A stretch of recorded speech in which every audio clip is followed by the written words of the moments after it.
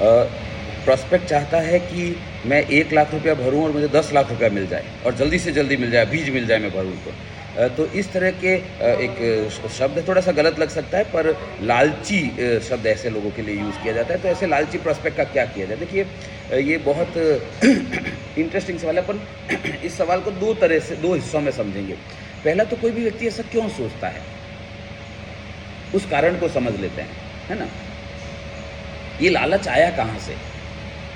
राजाराम जी, हमारी जो संस्कृति है वो तो लालच की नहीं है, वो तो परोपकार है, पुण्याय की है, वो तो अपरिग्रह की है ना। इस हद तक बताया गया है कि गृहस्थाश्रम के बाद आपका वानप्रस्थ है और सन्यास है, सब कुछ छोड़ के चले जाना है। अच्छा, हम बता भी रहे हैं कि सब कुछ यहीं रह जाने वाला है तुम्हारा, वो देख भी रहा है, उसके बावजूद भी ये लालच आया कहाँ से? और इस लालच का परिणाम क्या हुआ? रिश्वत लेना शुरू कर दिया अनीति का पैसा आना शुरू हो गया। तो ये कहाँ से आया? मुगलों के आक्रमण से पहले, और ये थोड़ा सा लंबा जवाब हो सकता है पर समझना पड़ेगा इसको। मुगलों के आने से पहले क्या हुआ कि सब कुछ ठीक चल रहा था, अपना वर्ण व्यवस्था थी, 4 आश्रम थे हमारे, है ना।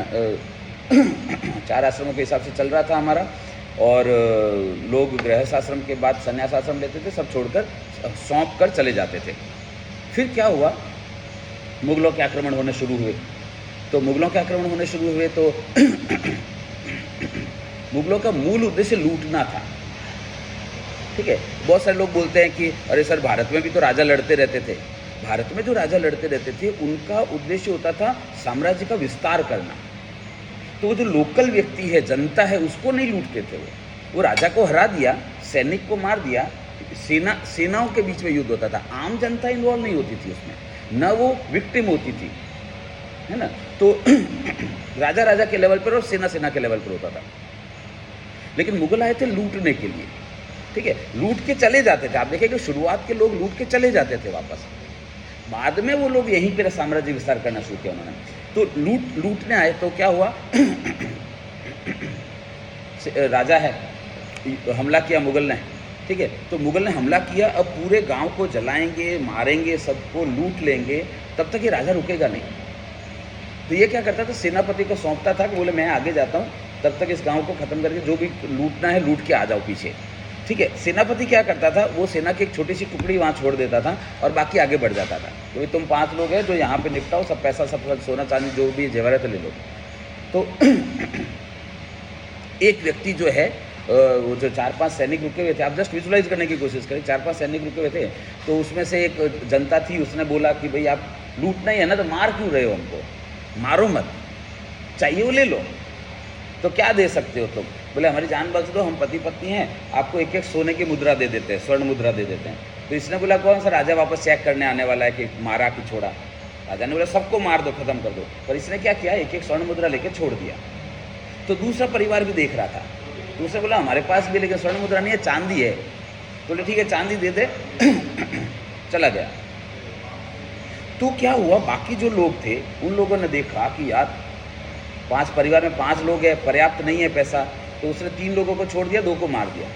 तो अब वो जो 3 लोग बच गए, उनके मन में क्या आएगा कि फिर से आक्रमण हो, उससे पहले पैसा इकट्ठा कर रखो, कम से कम जान बच जाएगी हमारी। तब से ये पैसा दिमाग में आ गया कि पैसा बचा के रखो, पैसा चाहिए हमको, सोना चाहिए, चांदी चाहिए। ये वहाँ से आ गया सारा।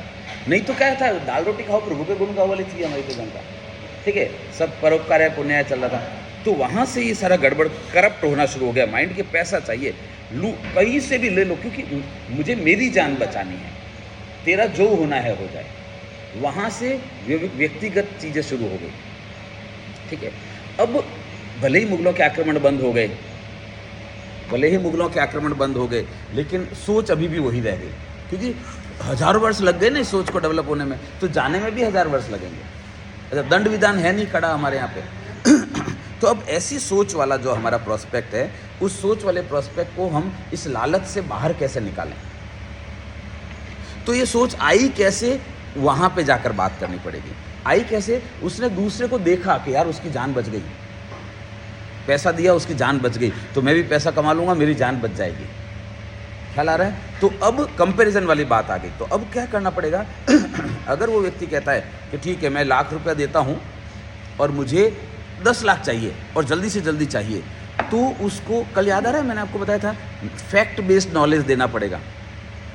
तो आपको क्या करना है सूरज, उस व्यक्ति को ये बताना है कि आज से पहले जब जब ऐसा किसी ने सोचा है, आज से पहले जब जब ऐसा किसी ने सोचा है कि 1 लाख डालूंगा 10 लाख मिल जाए, उसका डूबा ही है पैसा।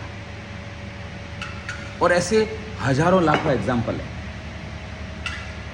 रीजनेबल जो है 8-10% मिल रहा है, 14% मिल रहा है, 24% भाई बिजनेस में करेंगे। एक बढ़िया क्या करता है बिजनेस में 2% ब्याज मिल रहा है, 2% जितना मिल रहा है महीने का, साल का 24% छूट रहा है मेरा प्रॉफिट, तो वो नहीं ठीक है, अच्छा रीजनेबल बिजनेस है ये। इससे ज़्यादा होने पर वो बिजनेस भी डूबने की संभावना बन जाती है, या इससे कम होने पर वो बिजनेस डूबने की संभावना बन जाती है। तो एक रीजनेबल रिटर्न के बाद अगर कोई भी चीज़ किसी ने भी सोचा है ना, तो वो व्यक्ति डूबा है। जैसे हमारे पास सैकड़ों एग्जाम्पल देने के लिए, सहारा है ना, वो जो कोऑपरेटिव बैंकें थी, जब आरबीआई 9% ब्याज दे रही है, जब बैंक आपका 8.5% ब्याज दे रहा है, तो कोऑपरेटिव बैंक 14% कैसे दे सकता है? पर लालच आया, ठीक है। तो ऐसे लालच के सैकड़ों एग्जाम्पल होंगे। आप अपने शहर के एग्जाम्पल ढूंढ कर रखिए, थोड़ा सा गूगल करिए, ऐसे लालच के सारे न्यूज़ आई होगी। मैं आपको नाम के साथ बता सकता हूँ, डॉक्टर अशोक जाडेजा था या क्या था, सरनेम पता नहीं है, नॉर्थ गुजरात में मेहसाणा साइड जो है ना, वहाँ पर डॉक्टर अशोक है। उसने क्या बोला कि रात को माता जी सपने में आए। समझना इस चीज़ को, रात को मेरे को माता जी देवी माँ सपने में आई और एक मुकुट दिया मेरे को। ये मुकुट दिया और बोला कि इस मुकुट के नीचे रुपया रखो, रात भर में डबल हो जाता है। तो उसने क्या किया, अपने 4-5 चेले चपाटों को तैयार कर रखा था। तो तैयार व्यार होकर बैठ गया, गांव के लोग इकट्ठे हुए, तो इसने 200 रुपये दिए, उसने 500 दिए, इसने 1000 दिए, उसने 5000 दिए। रात भर मुकुट के नीचे रख के भजन वजन कीर्तन चल रहा है। नेक्स्ट डे उसने 200 वाले को 400 दे दिए, 500 वाले को 1000 दे दिया, 1000 वाले को 2000 दे दिए, ठीक है। तो उन लोगों ने बोला कि यार ये तो बढ़िया है, हम वापस डालते हैं, माता जी को बोलो कि हमारा डबल कर दे। तो 2000 जिसको दिए थे उसने वापस डाले, अगले दिन उसको 4000 दिए। ऐसा करके उसने 1,00,000-2 लाख तक का ऐसे घुमाया गया। उसमें लादूराम जी बैठे थे, इन्होंने देखा कि ये तो बढ़िया है यार। उन्होंने अपना खेत बेच के पूरा 25 लाख रुपए डाल दिया, उसने अपना सोना जवाहरात बेच के, और ऐसे करके 350 करोड़ रुपए उसने इकट्ठा कर दिया। ऐसे सैकड़ों एग्जाम्पल आपके शहर में भी होंगे, ठीक है। उनको बताओ कि जब जब कभी भी ऐसा हुआ है, जब कभी भी किसी ने भी शुरू किया है ऐसा सोचा है कि मुझे रातों रात बेनिफिट हो जाए, जल्दी बेनिफिट हो जाए, तो उनका पैसा डूबा ही है। ख्याल आ रहा है भैया? ये उसका मस्तिष्क है ना, वो वापस से मैं वही से कनेक्ट कर रहा हूँ। उसका मस्तिष्क क्या, पहले क्या था, उसने देखा कि उसने स्वर्ण मुद्रा दी, वो बच गया, तो बोले मुझे भी स्वर्ण मुद्रा इकट्ठी करनी है। अब जब उसको दिखाओगे, वो याद दिलाओगे ना कि देखो एक व्यक्ति ने सस्ती ज़मीन के चक्कर में लिया और पैसा भी गया और ज़मीन भी नहीं मिली। वो देखो एक व्यक्ति ने रातों रात डबल हो जाएगा के चक्कर में कहीं का नहीं रहा। वो देखो होता है ना भाई नहीं इस हद तक कि दिल्ली आप जाते हो ना, तो दिल्ली के ठग ऐसे ही मशहूर नहीं है। वो बोलता है कि मैं इसी दुकान में काम, आप चांदनी चौक में घूमोगे ना तो ऐसा होगा आपके साथ, तो वो बोलेगा कि मैं इसी दुकान में काम करता हूँ लेकिन मजदूरी पूरी नहीं पड़ती है, तो ये कपड़ा है, हम लोग जो बचा हुआ थान का कपड़ा होता है वो ले लेते हैं, वैसे अंदर 700 रुपये मीटर मिलेगा, मैं आपको 100 रुपये मीटर दे देता हूँ, हमारा थोड़ा हो जाएगा। नहीं, लेकिन फिर क्या होता है, आप 2 बार मना करते हो, 3 बार, वो आपके पीछे पीछे घूमता रहता है। फिर आप क्या सोचते हो, चलो ठीक है ले लेते हैं यार, लालच आता है आपको, तो वो आपको बंद पैकेट देता है। दिखा रहा होता है खुला कपड़ा, लेकिन पैकेट बंद देता है, फटाफट रख लो, पुलिस आ जाएगी, ये आ जाएगी, वो आ जाएगी। और फिर जब आप घर जाकर देखते हो तो पता चलता है उसको पुराना कोई मैला कुचला कपड़ा था, रद्दी कपड़ा था। लालच। ऐसे एग्जाम्पल उसको याद दिलाइए कि जब जब किसी भी व्यक्ति ने लालच किया है तब तक डूबा है।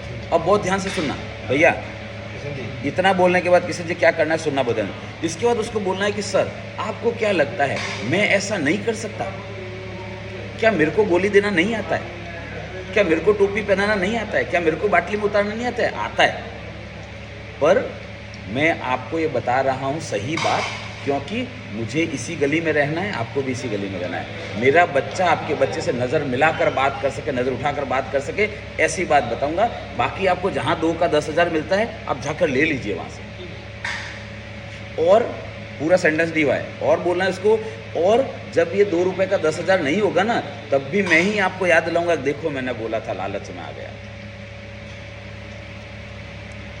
तो उसको बोलो कि किशन जी, एक बहुत पुरानी कहावत है कि दूध का जला छाछ फूंक फूंक कर पीता है। ठीक है, आप पानी से क्यों जलना चाहते हो?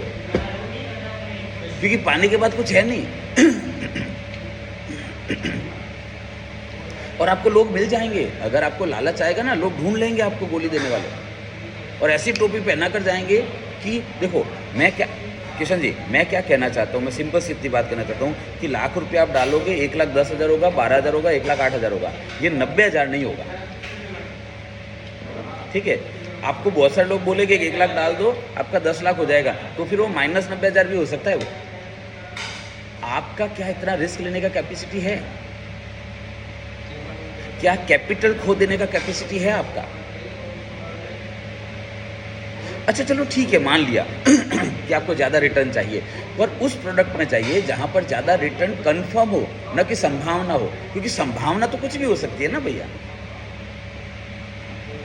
संभावना तो कुछ भी हो सकती है। नहीं वो मेरे को बोल रहा है कि उधर डालूंगा बिजनेस में पैसा तो 1 लाख का 4 लाख तो यूँ ही हो जाएगा, तो उसको बोलो उसने कितना डाल दिया खुद का, पहले वो भी मालूम कर लो। लादूराम जी मुझे तो एक सिंपल सी बात बताओ, अगर किसी के व्यक्ति के पास ऐसा फॉर्मूला है या ऐसा धंधा है या ऐसा आइडिया है कि वो 1 लाख रुपए डालेगा उसका 10 लाख हो जाएगा, तो वो किसी को बताएगा क्या? वो खुद का नहीं डाल देगा, 1 करोड़ रुपया 10 करोड़ कर लेगा रातों रात। हाँ, पर वो खुद का पैसा नहीं डाल रहा है, वो आपको बता रहा है कि उसको पता है आप आ जाओगे इसमें। और हमारे बाप दादा ऐसे ही नहीं कह के गए हैं कि लालच बुरी बला। अच्छा अब आप बोलोगे लेकिन सर ऐसा करने से तो बिजनेस नहीं मिल रहा है, तो भैया अदरवाइज कौन सी कस्टमर की लाइन लगी हुई है आपके? अदरवाइज कौन सा वो कस्टमर आपको दे ही रहा था? पर ऐसा करने से क्या होगा पता है? आप जब भी कभी उससे मिलेंगे ना, नजर मिला, और आपको भी मन में पता है ना वो चोट खाने ही वाला है, तब आप बोल पाओगे देखो मैंने पहले ही बोला था आपको, मैंने बोला था आपको। अभी क्या है, लालच के चक्कर में अगर आप उसको दे भी दोगे तो मैंने मेरा टारगेट पूरा हो जाएगा, तो फिर आपकी नज़र नीची हो जाएगी। मेरी बात बहुत ध्यान से सुनना, आप लोगों को, कुछ लोगों को बुरा लग सकता है सुन के। आपकी कंपनी का CEO है ना, वो 3 ही साल में कोई दूसरी कंपनी अच्छा सब सैलरी देगी चला जाएगा। वो आपकी कंपनी का रीजनल मैनेजर है, सीनियर डिविजनल मैनेजर है, ब्रांच मैनेजर है, कोई भी पदाधिकारी है ना, या तो 3 साल में ट्रांसफर हो जाएगा उसका, और या फिर वो कोई दूसरी कंपनी में सैलरी ज़्यादा मिलेगी चला जाएगा। आप अपनी गली छोड़कर कहीं नहीं, ट्रेनर भी चला जाएगा, ट्रेनर भी एक आता है, दूसरा चला जाता है, तीसरा आता है, चौथा चला जाता है। ठीक है, किसी को कुछ फर्क नहीं पड़ेगा। आपको क्या लगता है एज ए ट्रेनर मेरे को नहीं आता है सिखाना गोली देना? क्या मेरे को कॉम्बो नहीं आता है 10 का 16 भर लो झोला सिखाना? लाइन ये हॉल कम पड़ेगा। अगर मैं अनाउंस कर दूं कि मैं कॉम्बो सिखाऊंगा जिसमें आपको सिर्फ 3 लाख रुपया भरना है और सीधे 10 लाख रुपया मिलेगा 3 साल में, तो वो सीखने के लिए लालची एडवाइज़र भी हैं, लालची एजेंट भी हैं। बोलेगा हाँ सर हमको वो सिखा दो बस आप। ठीक है, टुकड़े टुकड़े गैंग पॉलिसी के टुकड़े टुकड़े टुकड़े टुकड़े करके गोली देना, पूरा हॉल भर जाएगा ये। पर मैं चाहता हूँ कि मेरा बच्चा आपके बच्चे से नज़र मिला कर बात कर सके, क्योंकि ट्रेनर बदल जाएगा, शहर बदल सकता है ना, मैनेजर आपका शहर बदल सकता है, कंपनी बदल सकता है, लेकिन आप अपना शहर और वो गली नहीं बदल पाओगे। आपको उसी गली में रहना है। मैं उदय कोटक का एक क्लासिक एग्जांपल देता हूँ। उदय कोटक का नाम सुना है, कोटक बैंक वाले? मैं उनसे बहुत प्रभावित हुआ उस एक सेंटेंस की वजह से। बाकी तो मैं जानता नहीं उनको, वो मुझे जानते नहीं। तो वो एक बार हमारी ट्रेनिंग में आए थे, मैं जब कोटक में जॉब करता था तब, और उदय कोटक ने बोला था अपनी मीटिंग में कि देखो भैया तुम लोग काम नहीं करोगे ना तो मैं बैठे बैठे सैलरी दे दूंगा तुमको, चिंता मत करना। मैं तुम्हारे पूरे घर को बैठे बैठे खिला दूंगा, उसकी चिंता मत करना, लेकिन गलत मत बेचना। क्यों गलत मत बेचना? क्योंकि कोटक, जिस कंपनी का नाम है कोटक, वो मेरे बाप दादा का सरनेम है। मेरा नाम जोशी है, आपका नाम गुजर है, वो बाप दादा का नाम है। तो लोग क्या बोलेंगे, अरे वो कोटक वाला आया था वो बेवकूफ़ बना के गया। बोले ऐसा मत करना, मैं बैठे बैठे खिला दूंगा, टारगेट पूरा नहीं होगा तो चिंता मत करो, लेकिन बाप दादा का नाम है, मेरा कंपनी का नाम। तो अगर गुजर एसोसिएट हो, ठीक है, और आपके भीलवाड़ा में दादाजी का बड़ा नाम हो कि वो गुजर, तो आपको 100 बार सोचना पड़ेगा दादा का नाम खराब हो जाएगा भैया यहाँ पे। तो अब आप बोलेंगे नहीं, बात बिल्कुल सही बात है, बिजनेस नहीं। तो इसलिए मैं बोलता हूँ नंबर्स कि आपको अगर 5-10 लोगों से मिलने से रिजल्ट नहीं मिल रहा है तो सुरेश मुझे एक बात बताओ, बहुत सिंपल सा सवाल है, आप 2 रोटी खाया, भूख नहीं मिटी, क्या करोगे? एक और खाओगे, उसको बोला भाई एक और लेके आ। 3 रोटी से भी भूख नहीं मिटी, क्या करोगे? और मंगाओगे। 5 रोटी से भी भूख नहीं मिटती है घर पे जब खाते हो, तो वाइफ को या मम्मी को क्या बोलते हो? थोड़ी जाड़ी बना, ये पतली पतली मत बना। मतलब जब तक भूख नहीं मिटती है तब तक खाते रहते हो। उधर तो गुस्सा नहीं करते हो 4 रोटी के बाद, कह रहे हो भूख नहीं मिटती, आज के बाद मैं खाना ही नहीं खाऊंगा, ऐसा तो नहीं करते हो। तो सेल्स कॉल में ऐसा क्यों करते हो? सेल्स कॉल में आपने एक कॉल की, रिजल्ट नहीं मिला कोई बात नहीं, दूसरी करेंगे रिजल्ट नहीं मिला कोई बात नहीं, तीसरी करेंगे, जब तक सक्सेस नहीं मिलेगी तब तक कॉल करते रहेंगे। वहां पर भी तो ये जिद चाहिए ना। और मैं बड़ी इंटरेस्टिंग बात बताता हूं आपको लोगों तक पहुंचे ही नहीं है अभी तक इंश्योरेंस वाले, वो घुमा फिर, आप भी शामिल है जिसमें, ठीक है, कि आप वही 25-30 लोगों में घूम रहे हैं कि इससे नहीं तो इससे आ जाएगा, इससे नहीं तो इससे आ जाएगा। अभी 2500 लोग नहीं हुए हैं। आप मुझे बोलते हो सर 10 साल हो गए, 10 साल में कितने दिन होते हैं? 365, 3650, 3650 लोगों को अभी तक अप्रोच नहीं किया है आपने।